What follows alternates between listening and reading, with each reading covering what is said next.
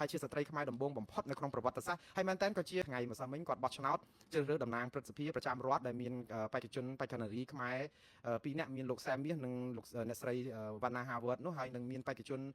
ជនជាតិអាមេរិកម្នាក់ទៀតគឺឈ្មោះលោកโจ Espinola ដែលឈរឈ្មោះប្រកួតប្រជែងដណ្ដើមយកតំណែងជាសមាជិកព្រឹទ្ធសភាប្រចាំទីក្រុង5នៅឯតំបន់ Massachusetts ជាមណ្ឌលមួយនោះជាលទ្ធផលម្សិលមិញបណ្ដោះអាសន្នគឺអ្នកស្រីវណ្ណាហាវ៉ាត់បានឈ្នះជាប់ឆ្នោតជាតំណាងព្រឹទ្ធសភាប្រចាំរដ្ឋនេះហើយជាស្ត្រីខ្មែរដំបូងបំផុតនៅក្នុងប្រវត្តិសាស្ត្រហើយមែនតើក៏ជាជនជាតិខ្មែរដំបូងបំផុតមិនមែនតែស្ត្រីទេគ្មានបរិះគ្មានអីណាដែលធ្លាប់បានធ្វើជាតំណាងព្រឹទ្ធសភាប្រចាំរដ្ឋនេះក្នុងប្រវត្តិសាស្ត្រខ្មែរនៅអាមេរិកនេះហើយនេះគឺជាលើកទី1ហើយដែលអ្នកស្រីវណ្ណាហាវ៉ាត់បានផ្ដល់មោទនភាពយ៉ាងក្រៃលែងដល់ប្រជាជាតិខ្មែរយើងដែលអ្នកស្រីជាប់ឆ្នោតជា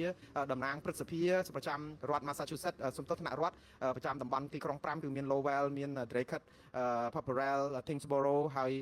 និង Dunstable ដូច្នេះគ្រប់គ្រងប្រជាពលរដ្ឋប្រហែលជាង200,000នាក់នៅទីនោះលទ្ធផលបណ្ដោះអាសន្ននេះគឺអ្នកស្រីបានសម្លេងឆ្នោត4276សម្លេងលើសលោកសែមមាសដែលបាន1693សម្លេងនិងលោកโจ Espinola បាន1370សម្លេងអញ្ចឹងបេក្ខជនស្ត្រីឆ្នាំរបស់ខ្មែររូបនេះគឺបានពិន្ទុច្រើនជាងគេហើយពិន្ទុដែលច្រើនបើសូម្បីតែនៅក្នុងទីក្រុង Lowell គាត់បានដល់ទៅ2519សម្លេងបើប្រៀបទៅនឹងលោកសែមមាសដែលបាន545សម្លេងនិងលោកโจ Espinola បាន545សម្លេងដែលនៅក្នុងសហគមន៍ខ្មែរនេះអ្នកស្រីវណ្ណាហាវ៉ាត់មានសម្លេងលើសលប់ស្ទើរតែ80% 90% ទៅហើយបាទខ្ញុំសូមអបអរសាទរផងសម្រាប់ការដែលជាប់ឆ្នោតថ្មីរបស់